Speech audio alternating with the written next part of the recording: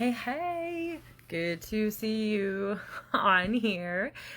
Hey, welcome to Fight Back Friday, where I, if you're new, offer you training and tips and tricks and coaching basically on some limey topics that just may impact your life. But they may apply to even those outside the limey realm as well. So feel free to share with your friends or tell your friends about it all. If you are catching this on YouTube, hi, welcome.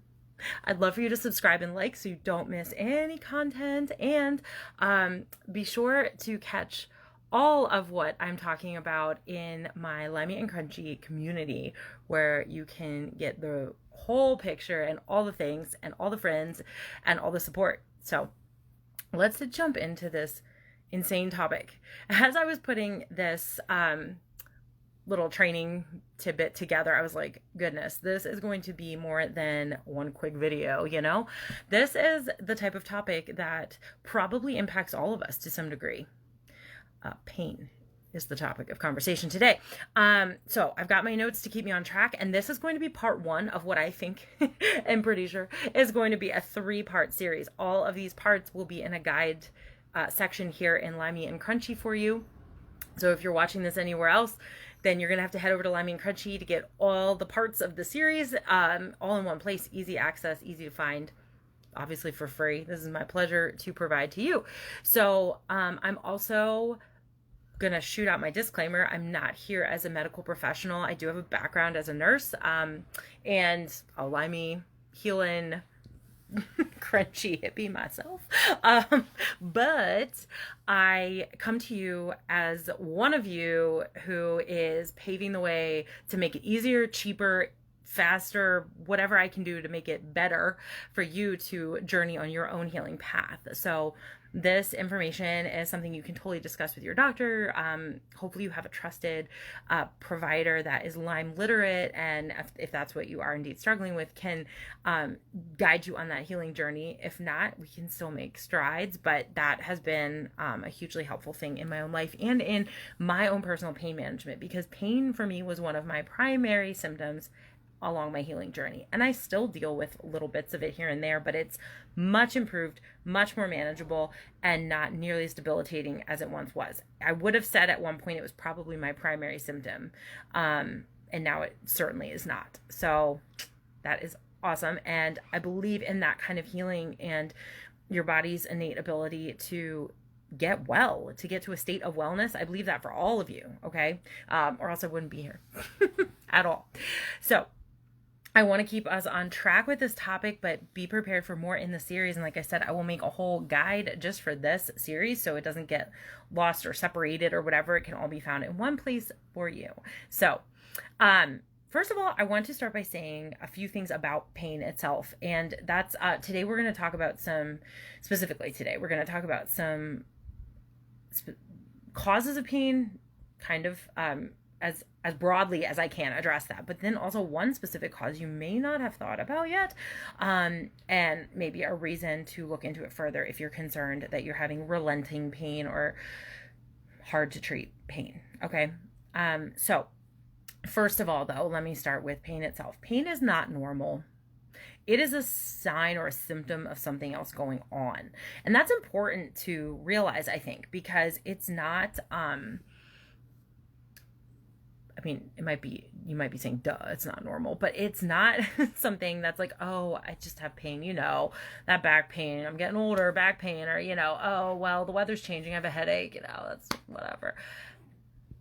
That's not normal. It's not normal. It's your body's response trying to protect itself and trying to make sense of whatever is going on within it or around it, including what is happening when you have Lyme or autoimmune or chronic conditions especially, right?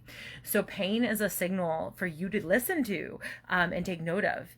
And it can also be super frustrating, right? It can be so persistent. It can be really aggressive sometimes. It can be hard to treat sometimes.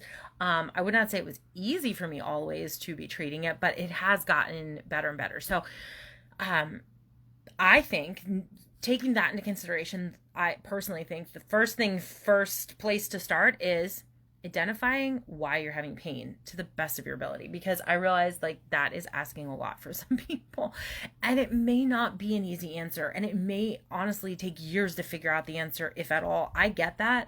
I get that it's easy to be like, well, figure out why you're having pain and then it'll all go away. Now, I know it's not that simple, but if you aren't thinking about it, then that's a place to at least be starting and talking to your doctor about. Why I mention this is because it is not a simple question, but I am all about asking the right questions, even when they're hard to ask and even when they seem impossible and overwhelming. I think a lot of people are afraid to ask the hard questions, and I don't want you to live in a state of fear. I want you to be empowered. So part of that is like my homework to you would be ask the hard question. Let it come out of your mouth. Let it come out of your mind. Put it on paper. Ask it to a doctor. Say it out loud. Why am I actually having this pain? And then let yourself go there and let yourself explore the options and the possibilities, because it really just depends. I can't tell you why you're having pain exactly, but maybe we can decipher it together. But why I have pain is going to be different than why you might be having pain, right? So, it may be a journey just to figure out an answer to this question, but it's worth journeying on that path, because that is where lots of true healing and realizations will take place. Okay. So this is going to be a key to your healing. Asking that question. If you struggle with chronic pain symptoms, why and where? It might not be every part of your body that hurts. It might be, though. I know that to be true. I would have said that of myself at one point. Where are you hurting, and possibly why are you hurting? Just start hypothesizing, guessing your best guess at why. So for example, let me help you with some of it. If you experience burning and tingling pain and you have a known Lyme diagnosis, you may very well also have Bartonella. A very common symptom of Bartonella is nerve type pain, which is usually burning and tingling pain. Often it manifests in the bottom of the feet for people, but it could be anywhere. I definitely struggle a little bit with this as I'm treating my Bartonella, so I know what it feels like and I know how annoying it is. So that would be a different course of treatment or a different solution than migraines from chemical and toxic exposure would be, right? Like, you're not going to necessarily treat them the exact same to get rid of them. So FYI, if you don't know this, one of the best labs for diagnosing Bartonella is going to be Galaxy Labs if you are looking for lab work to help with a diagnosis. I know that's everyone's personal choice, but just to throw that out there. IGeneX is also a good one, but I know a lot of people, myself included, who test negative with IGeneX repeatedly, by the way, and end up being very positive with Galaxy Labs, and the symptoms, if they back it up, then there you have it. So just a side note, if you're looking for help with that, let me offer it. That's a suggestion. And I don't even think Galaxy even takes insurance, at least most insurances. I don't know about Medicare or Medicaid, but commercial insurance, I don't believe they take, so it's automatically out of pocket.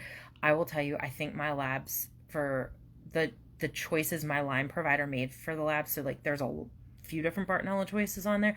The ones she chose are standard. I don't remember exactly which ones they were, but they were IgG. They were immunoglobulin tests, not PCR tests. And they were a total, I think it was 2 different tests that she picked. And then it was a total of like $240, $250 out of pocket. So we knew that up front, what it would be, and we were able to save for it and plan for it. So anyway, just throwing that out there. Side note, my Bart friends. Okay, another example would be Lyme itself and other co-infections can cause pain and inflammation, which are 2 separate things technically, also both symptoms of something going on deep within or whatever.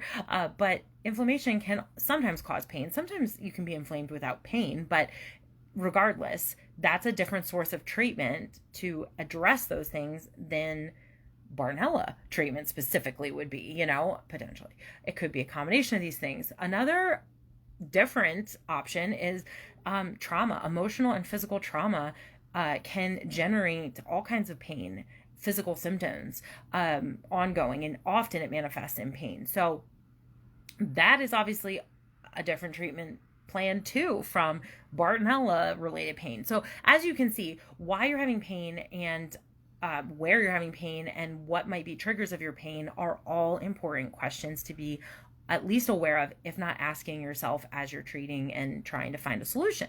So, and hello to all of you that are hopping on. I see lots of people popping in. Hello, Angela. Hi, Helen, Heather, Kate.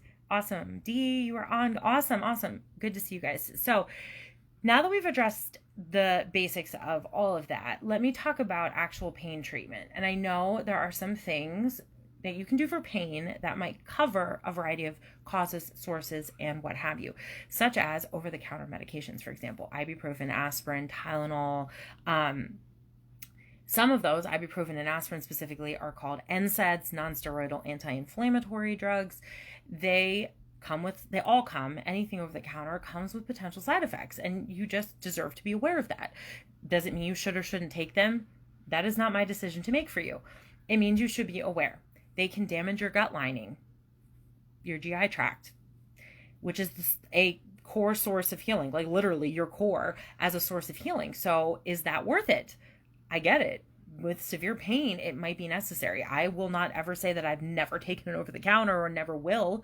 I personally choose to limit them and avoid them if at all possible. So I'm here to discuss alternate strategies too. So anyway, just so you're aware, a recent study of regular users of different NSAIDs caused actually different changes in their gut bacteria levels. And I don't think a lot of people think that it actually influences your gut bacteria too, not just like the cells in your gut, but the actual flora and the community down there, which you need healthy bacteria to be well. So over-the-counter pain pills can also damage your heart, actually. So much so that the FDA actually backs this up, and they have a long, I don't know if it's like a black box warning, but they have a warning that they issued back in like the early 2000s. And they actually updated the warning again in like 2015, I believe, to make it even a stronger warning, actually. So you've got that with even over the counters. Of course, prescription pain medication is another option too. Again, right choice for some people potentially, or at least a helpful thing to get over the hump, but they come with even more side effects and more damage that they can cause. Never mind that a lot of them are truly addictive for some people, and that is worth considering when making a decision. That's all I'm going to say about that. So we, in this series of many parts, because I want to keep them like short and manageable sections to think about and chew on, we're going to talk about natural pain relief options, starting with one possible source of pain today that you may not have thought about yet, because I certainly hadn't, and that is your genetics.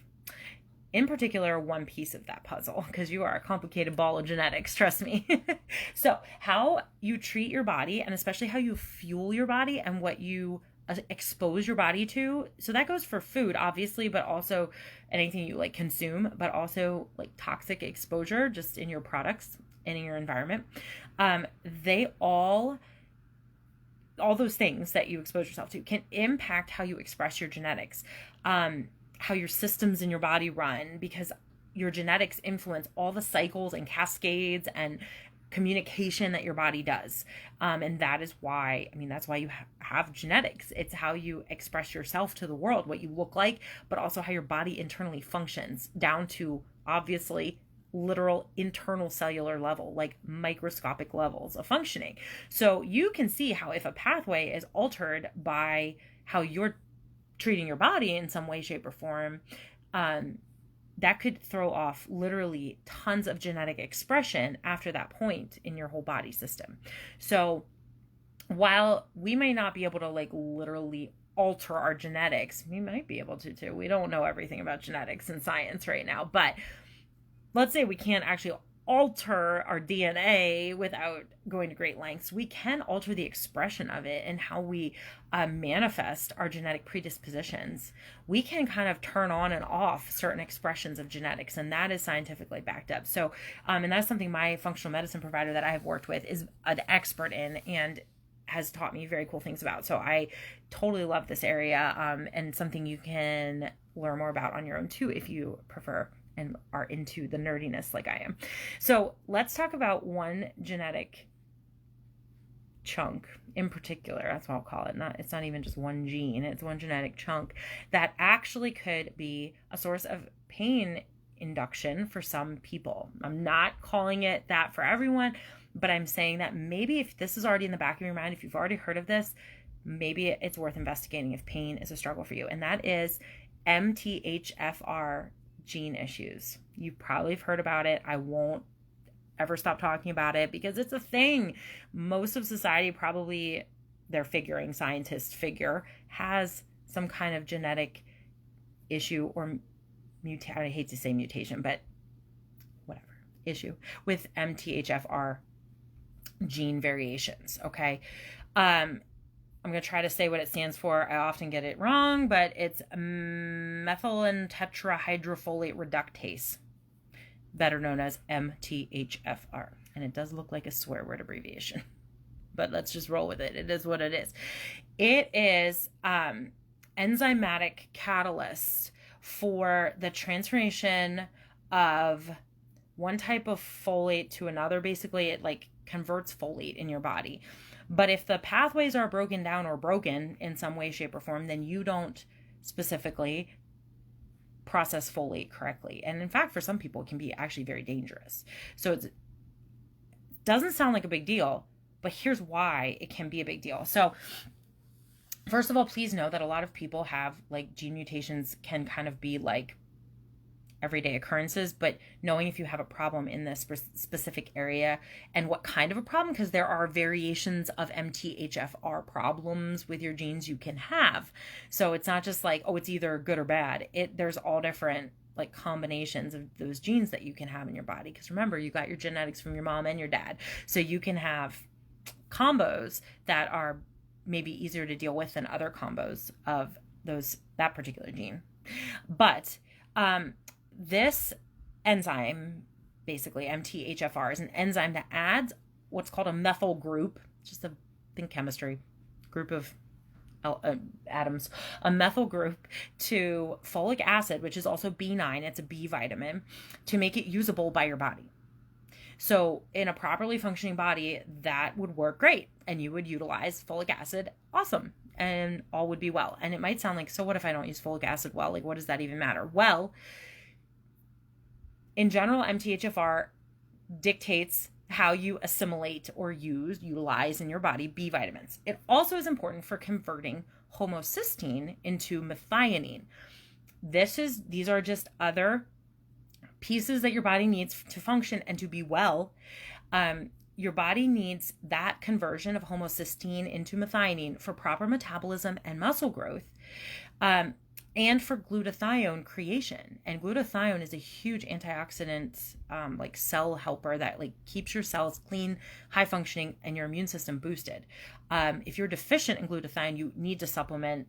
I say you need to supplement. You need to talk to a doctor about supplementing if you think you're deficient. But regardless, you can see how one issue with MTHFR function can throw off your immune system, your muscles, your metabolism, which doesn't just mean your weight as it stands, but it's how you metabolize or utilize what you are eating and consuming, and how your cells, because your cells are the source of your metabolism, how they literally function, how they literally energize you.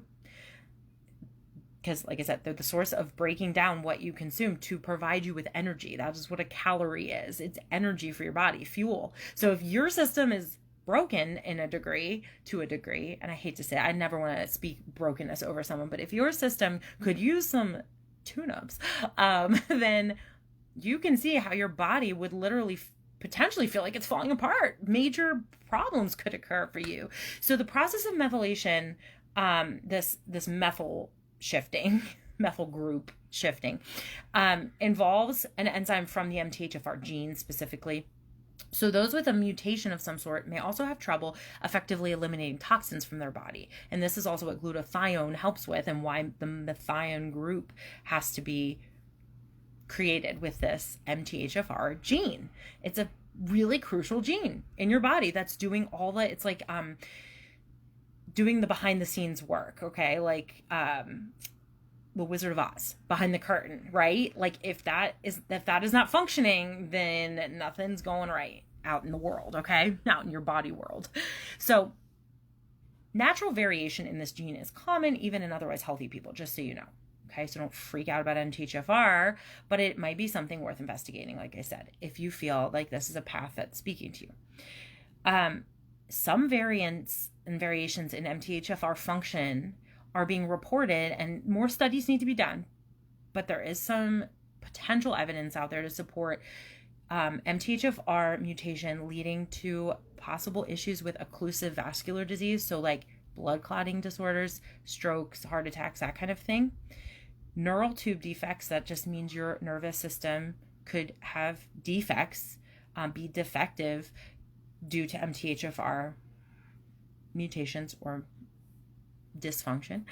And also things like Alzheimer's and dementia, colon cancer, and acute leukemia even could be potentially linked. Again, further studies are needed, but that's some of what some early studies are potentially showing. It's not been easy for them to reproduce, and it's hard to study this kind of a thing too. So stay tuned. Just keep your ears and eyes open if that concerns you or you're interested in knowing about that. So here is how it all links to pain, okay? So now we have a brief introduction to MTHFR if you didn't know about it. So remember how I said it works to help convert homocysteine to methionine, ultimately leading to the production of glutathione in a healthy functioning body. If it's not working right and that homocysteine is not converting properly, it can raise homocysteine levels in your body. High levels in your blood of homocysteine can actually hurt your health. High homocysteine can increase pain and inflammation. It can also promote higher levels of arachidonic acid and prostaglandin E2 specifically, which are chemicals that your body uses to promote inflammation actually. So don't worry about the names, just know that it can actually result in higher levels of inflammatory things in your body, which may or may not affect you. Just because you have higher levels of those things doesn't mean you're necessarily going to be inflamed, but I'm just saying it could be correlated for some people. And actually with that inflammation can come a greater risk of heart disease, birth defects, difficult pregnancies, potentially impaired abilities to detox, and on with further health issues, potentially some autoimmune-like responses. I'm not correlating it to autoimmune conditions. I'm saying some of the symptoms of autoimmune can be similar. Lyme symptoms can be similar. So I mention all this to make that connection for you. MTHFR mutations could be alone a source of increased pain and inflammation in your body. And a lot of people, regardless actually of if they have Lyme or autoimmune or not, a lot of people actually will struggle with MTHFR mutations and maybe not ever even know it. How do you handle this? What do you do to tackle this? I personally, I'll tell you what I did, and I'll tell you what I recommend, where I recommend starting in your situation. I was very blessed to be able to work for a time, along with my Lyme literate provider. I also worked with a functional medicine provider that was in the same clinic as my Lyme provider. And that functional medicine provider specializes in nutrigenomics, or the study of nutrition and genetics. So what I'm talking about today is her wheelhouse. She could give you a 15-hour lecture on this or whatever, but I'm just trying to condense the information for you. So she was the one that did this genetic testing for me that was MTHFR, but all genetic stuff. And she used 23andMe back a few years ago. 23andMe testing has since changed a bit.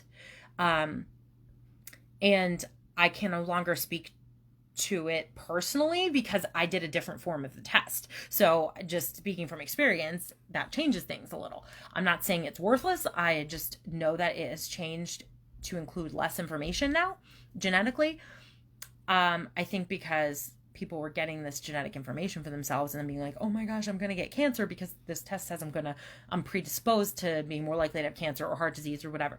It's not a substitute for a medical professional to help you with your genetics. Okay. So, and that is what my functional medicine provider said to me as well. And she's right. She had the software and the capabilities to run my results further through, into more deep diving databases, basically, so that she could further investigate my genetics beyond what the report handout even gave me. Plus, she's trained in genetic interpretation. So a risk of cancer may have shown up, and actually it did, on my certain types of cancer. It showed up on my results, but she was able to tell me why and what it looked like for me and how to kind of work to prevent it from possibly happening. It doesn't mean that you're going to succumb to all these potential illnesses. They're just looking at your genetic state currently and what it could mean for you down the road.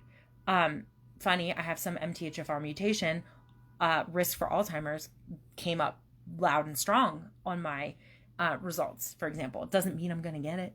And you better believe I'm not going to be getting that. So, so ironic. Could it be related? Yeah, it could. And there were other factors, not just MTHFR mutations, that may predispose me to, if I don't do something about keeping my health in check and being, doing what I know to be proper nutritionally, proper toxin removal, all that stuff. If I don't keep up with that, yeah, I may head down a path that's more likely to develop Alzheimer's than some other people around me.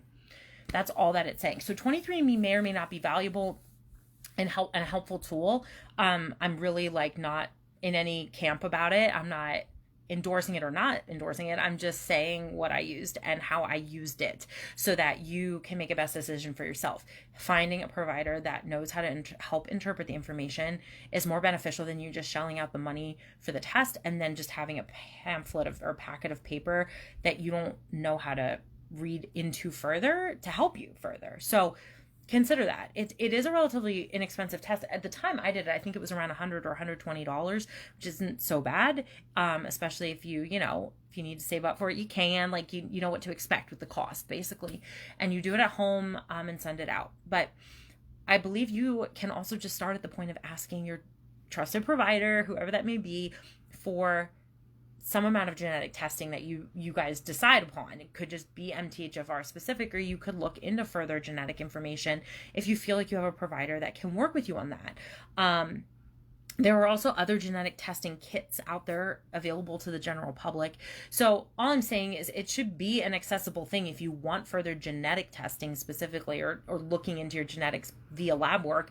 You should be able to ask for that. So if that is the next step you need to take, those are just some thoughts I have about it. At least ask your doctor what they think. And if they are disagreeable to it and you really feel strongly about it, then consider a second opinion. Maybe time to find another doctor. There should be no reason they wouldn't be willing to collaborate on you. Do I know if insurance will cover it and all that jazz? I don't know. It depends, and you need to look into that for yourself and for your own insurance needs. I realize a lot of things in the Lyme world are out of pocket. I know. But that's why I'm trying to be transparent with you so that you know what to expect and can make plans to hopefully get there if this is what you need to move forward. All right, this concludes part 1 of your pain series with me. It's going to just be a Fight Back Friday continuation. I would actually love to get all the content out to you over the weekend.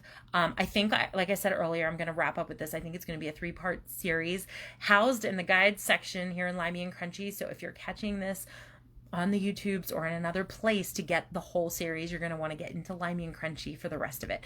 But I would love to get the content out to you sooner rather than later, so you're not waiting a week for the next Friday for the next batch of content. So stay tuned. I will try to give you a heads up post every time I'm going to go live about it. And then, like I said, I'll create a guide just for this content for you. All right, my friends, happy fighting back. We're going to tackle this pain thing and we're going to make some headway on it. All right. Feel free to comment what you're struggling with if pain is an issue for you. If you found anything to be super helpful, we will all want to hear about it. So shoot us a comment here so that we can benefit from your knowledge and your experience as well, because we're all on this journey together. Here is to enjoying and embracing the journey. Cheers, you guys.